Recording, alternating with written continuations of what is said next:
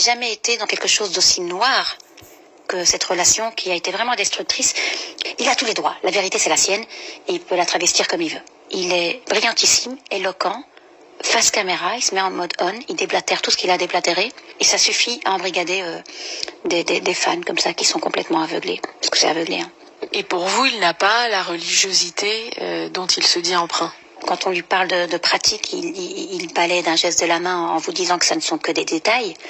C'est quelqu'un que je n'ai jamais vu prier. Jamais. Il n'y a pas un Tariq Ramadan à l'intérieur, ils sont 30. Il y a plein de personnages différents qu'il enclenche selon ses besoins. Le fossé entre ce qu'il est réellement et ce qu'il représente, mais c'est fou. Est-ce que vous avez subi des violences sexuelles? Il y avait des comportements qui sortaient du cadre habituel. Je ne m'étendrai pas là-dessus. Mais auxquels vous avez consenti? Avec le recul, il y a plein de choses qui reviennent quand on sort de la relation. Tu te dis, mais moi j'ai consenti à une seule chose. J'ai consenti à avoir une relation saine avec un homme qui se disait sain. Et c'est tout ce que je n'ai pas eu. Comment vous sortez de cette relation? Je suis un jour dans tous mes états, il me regarde en souriant. Au moment où je vois ce sourire, c'est bizarre, ça me réveille. Et ça a commencé là. À un moment donné, j'ai compris que pour m'en sortir, il fallait rendre ça public et il fallait lui arracher son masque. Il y avait de la vengeance là-dedans. Un petit moment, c'est clair qu'il y en avait.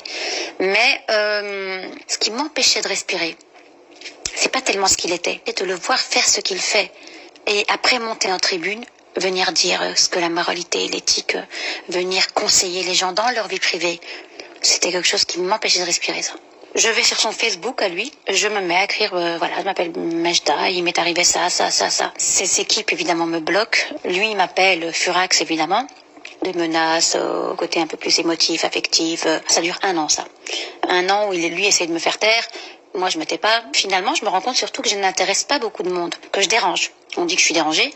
Donc, arrivé au bout de ça, il propose ce cadre-là, lui. Donc, une convention qui m'interdit, moi, de m'exprimer, qui me dit d'effacer tout ce que j'ai pu poster. À ce moment-là, je décide qu'il paye et qu'il y ait une reconnaissance financière qui lui fasse mal. Il faut savoir que Tariq me disait toujours qu'il n'avait pas beaucoup d'argent, qu'il avait des problèmes d'argent. Donc moi, je prends en charge une bonne partie de la relation. Et voilà comment ça se termine.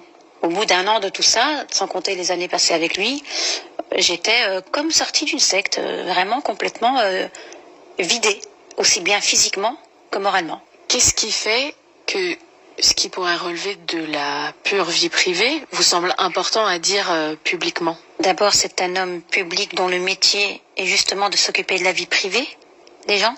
Il y a aussi le fait que les femmes qui ont porté plainte pour viol, il n'y a pas qu'elles. Il n'y a pas qu'elles. Ils faisaient ça de manière industrielle. Il y a d'autres femmes qui ne sont pas fragilisées, qui sont des femmes normales. Et pourtant, on se fait toutes avoir et on a toutes eu beaucoup de mal à se sortir de cette relation toxique. Moi, j'ai parlé en 2014 avec au moins 25 femmes. 25 femmes qui vont pas porter plainte. 25 femmes qui disent avoir été entourloupées par Tariq Ramadan, qui disent avoir été escroquées. On parle d'escroquerie. Son côté mielleux, un peu ode à la femme, qui peut mettre comme ça sur Facebook, dans ses statuts tout le temps. Dans la vraie vie, c'est un véritable barbare. Aussi vrai intellectuellement que même physiquement, l'air de rien. C'est pas un mec qui avait juste des aventures comme ci et comme ça, c'est quelqu'un qui répétait vivre c'est détruire. Donc il avait besoin de détruire ces femmes qui étaient en construction. Lui n'a pas à en profiter et à venir les plonger encore un peu plus dans la détresse. Lui, il est censé les aider. Et c'est grâce à cette posture-là qu'on lui ouvre la porte. Il se sert de sa posture, de son savoir, de sa science, pour faire exactement le contraire de ce qu'il est censé faire. Il s'adapte au profil, il fait comme il veut. En tout cas, il a aucune limite et pire que tout, il se donne le droit. Je suis protégée, ça il me le disait tout le temps, je suis protégée, je suis pas un homme ordinaire.